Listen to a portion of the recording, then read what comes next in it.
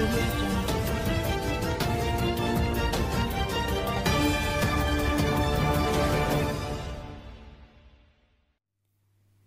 नमस्कार दोस्तों।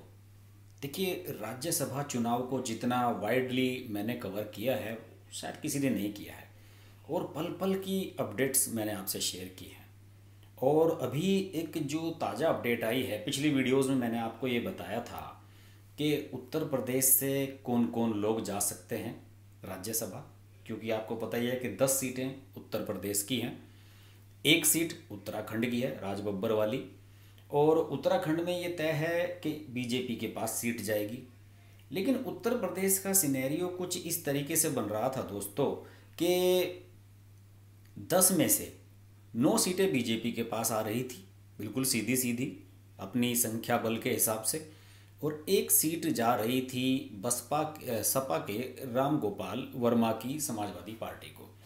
राम गोपाल वर्मा अब का भी कार्यकाल अभी 25 नवंबर को ख़त्म हो रहा है, और समाजवादी पार्टी ने उन्हें अपना प्रत्याशी डिक्लेयर पहले से ही किया हुआ है, तो वो सीट उनके खाते में जानी तय है, क्योंकि इतने विधायक उनके पास हैं कि वो अपना एक राज्यसभा सांसद चुनवा सकें। और अखिलेश यादव के चाचा जी हैं राम गोपाल यादव, अखिलेश यादव की ये प्रायोरिटी भी है।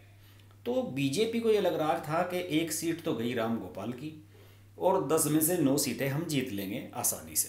लेकिन यहाँ पर दांव चला है मायावती ने। बसपा ने ये कहकर सबको चौंका दिया है कि वो एक सीट के लिए अपना प्रत्याशी उतारने जा रही है। ठीक है, उसकी बड़ी दिलचस्प डिटेल्स जो मेरे पास आ रही हैं उसके हिसाब से। और मायावती का ये कहने का मतलब हुआ कि एक सीट राम गोपाल वर्मा की एक सीट पक्की सपा की, वो निर्विरोध निर्वाचित हो जाएंगे, और बाकी जो 9 सीटें हैं उनमें से 8 बीजेपी के निर्विरोध निर्वाचित हो जाएंगे। लेकिन अगर बसपा प्रत्याशी उतारती है तो एक सीट के लिए चुनाव होगा उत्तर प्रदेश में, यानी कि मतदान होगा 9 नवंबर को। तो अभी मायावती ने ये स्पष्ट नहीं किया है कि वो किसे राज्यसभा में भेजना चाहती हैं। मैं आपको बता दूं कि जो फिलहाल सदस्य उत्तर प्रदेश से रिटायर हो रहे हैं, इनमें से 2 सदस्य बसपा के हैं, राजाराम और वीर सिंह, और इन्हीं दोनों में से किसी को दोबारा चुनवाया जाएगा, या कहीं मायावती खुद राज्यसभा जाना चाहती हैं, क्या है ये अभी स्पष्ट नहीं है। लेकिन मायावती की पार्टी ने, बसपा ने, ये बात कहकर खलबली मचा दी है कि हम उत्तर प्रदेश में एक सीट का चुनाव लड़ने जा रहे हैं।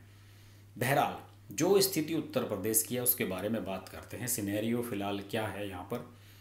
31 राज्यसभा सीटें हैं उत्तर प्रदेश में, इनमें से 17 भाजपा के पास हैं, 8 सीटें समाजवादी पार्टी के पास हैं, 4 बसपा के पास हैं, और 2 सीटें कांग्रेस के पास हैं। ये अभी सिनेरियो है। इनमें से 25 नवंबर को 10 सीटें रिक्त होंगी, जिनमें से 3 भाजपा की, 4 समाजवादी पार्टी की, 2 बसपा की और 1 कांग्रेस की है। इन्हीं की जो नामांकन की प्रक्रिया है वो भी शुरू हो चुकी है। आपको पता ही है कि सपा ने राम गोपाल यादव को अपना प्रत्याशी बनाया है फिर से, और राम गोपाल यादव अपना नामांकन भर भी चुके हैं। और इन 9 सीटों को बाकी जो बची थी बीजेपी जीतने की कोशिश कर रही है। 8 तो पक्की हैं। अब एक सीट अगर बसपा प्रत्याशी अपना उतारती है तो निश्चित रूप से उसके लिए चुनाव होगा। आपको मैं बताऊं कि 403 टोटल विधायक हैं उत्तर प्रदेश में, उनमें से भाजपा के वर्तमान में 304 विधायक हैं। अभी ये जो उपचुनाव हो रहा है इसका सिनेरियो अगर छोड़ दें तो, और अपना दल के 9 और निर्दलीय 3 सदस्य हैं। इनके समर्थन से बीजेपी सरकार चला रही है। और जबकि विपक्ष की बात करें तो 48 सीटों के साथ समाजवादी पार्टी मुख्य विपक्षी दल है। इसलिए मैं कह रहा हूं कि राम गोपाल यादव की जीत निश्चित है, क्योंकि एक राज्यसभा सांसद बनवाने के लिए उत्तर प्रदेश में 37 विधायकों के वोट चाहिएंगे, और समाजवादी पार्टी के 48 विधायक हैं, यानी कि वो आसानी से कर लेंगे काम। 11 वोट उनके एक्स्ट्रा बचेंगे, उसका भी वो इस्तेमाल कर सकते हैं। अगर मायावती ने उनसे बात अच्छी रखी होती, अपना गठबंधन बनाए रखता, तो हो सकता है कि वो मायावती की पार्टी को सपोर्ट कर देते। लेकिन अभी ये भविष्य के गर्त में है कि किस तरीके से ये सब चीज़ें क्लियर होने जा रही हैं। इसके अलावा बसपा के पास 18 विधायक हैं, कांग्रेस के पास 7 और SBSP जिसे सुहेल देव भारतीय समाज पार्टी कहते हैं उसके 4 और निर्दलीय 1 विधायक हैं। 8 सीटें खाली हैं जिनमें 7 और 3 नवंबर को मतदान होने जा रहा है।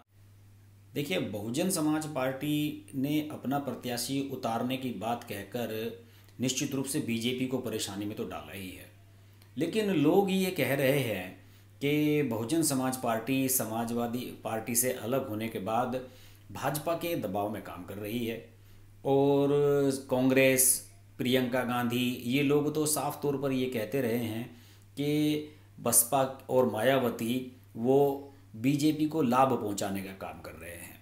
वो इसलिए भी कहते हैं कि कांग्रेस से मायावती की खास अदावत है।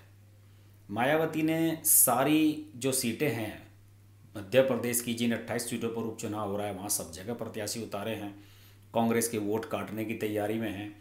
इसके अलावा इससे पहले कांग्रेस ने उनके सारे विधायक राजस्थान में तोड़ लिए थे, अशोक गहलोत ने अपनी तरफ मिला लिए थे। इस बात से भी मायावती नाराज हैं।